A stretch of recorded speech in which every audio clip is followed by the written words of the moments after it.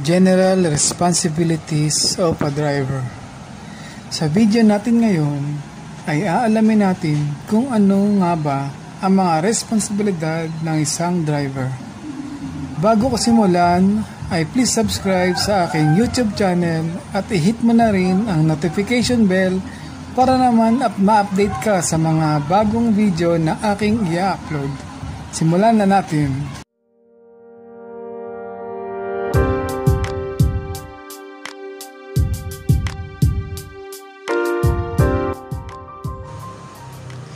Una, dapat ay mayroon kang driver's license na naaangkop sa sasakyang iyong minamaneho at dalhin ito sa lahat ng pagkakataon habang ikaw ay nagmamaneho. Ikalawa, tiyaking ang sasakyan na minamaneho ay narehistro ng maayos, karapat-dapat sa kalsada at emission compliant. Ikatlo, maging defensive driver sa tuwing ikaw ay nagmamaneho.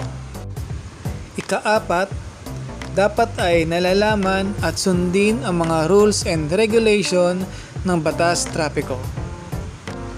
Ikalima, regular na pag-inspeksyon bago gamitin ang sasakyan.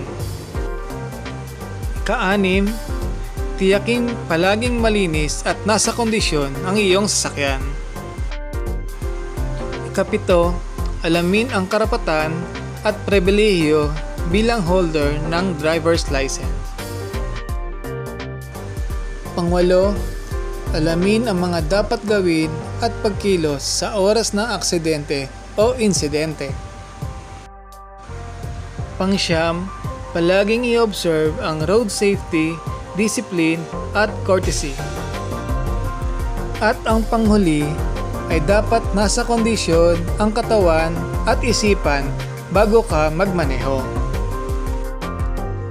Hanggang dito na lang at sana ay nakapagbahagi ito ng karagdagang ideya sa iyo. Lagi nating tatandaan ang driver's license ay hindi isang karapatan, bagkus ito ay isang pribilehiyo lamang. Hanggang sa susunod na video, keep safe, ride safe, drive safe. Bye-bye!